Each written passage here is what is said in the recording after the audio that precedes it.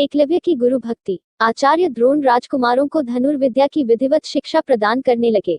उन राजकुमारों में अर्जुन के अत्यंत प्रतिभावान तथा गुरु भक्त होने के कारण वे द्रोणाचार्य के प्रिय शिष्य थे। द्रोणाचार्य का अपने पुत्र अश्वत्थामा पर भी विशेष अनुराग था, इसलिए धनुर्विद्या में वे भी सभी राजकुमारों में अग्रणी थे, किंतु अर्जुन अश्वत्थामा से भी अधिक प्रतिभावान थे। एक रात्रि को गुरु के आश्रम में जब सभी शिष्य भोजन कर रहे थे, तभी अकस्मात हवा के झोंके से दीपक बुझ गया। अर्जुन ने देखा अंधकार हो जाने पर भी भोजन के कौर को हाथ मुंह तक ले जाता है। इस घटना से उन्हें यह समझ में आया कि निशाना लगाने के लिए प्रकाश से अधिक अभ्यास की आवश्यकता है और वे रात्रि के अंधकार में निशाना लगाने का अभ्यास करना आरंभ कर दिया।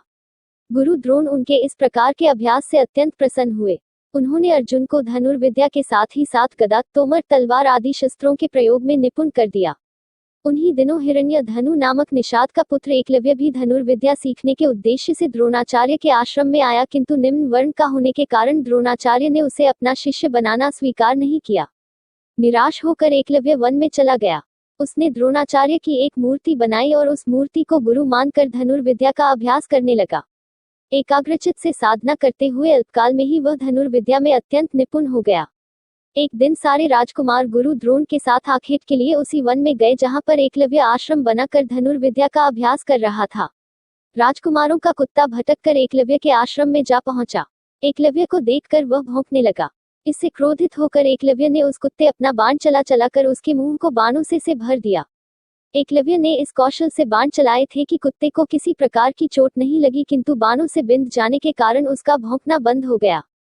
कुत्ते के लौटने पर जब अर्जुन ने धनुर्विद्या के उस कौशल को देखा तो वे द्रोणाचार्य से बोले, हे गुरुदेव, इस कुत्ते के मुंह में जिस कौशल से बाण चलाए गए हैं उससे तो प्रतीत होता है कि यहाँ पर कोई मुझसे भी बड़ा धनुर्धर रहता है।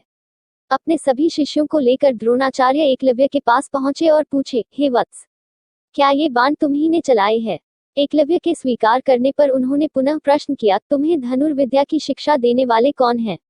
एकलव्य ने उत्तर दिया, गुरुदेव, मैंने तो आपको ही गुरु स्वीकार करके धनुर्विद्या सीखी है।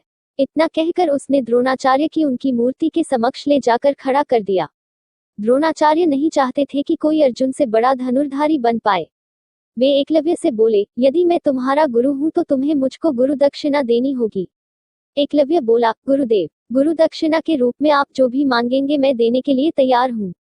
इस पर द्रोणाचार्य ने एकलव्य से गुरु दक्षिणा के रूप में उसके दाहिने हाथ के अंगूठे की मांग की। एकलव्य ने सहर्ष अपना अंगूठा दे दिया।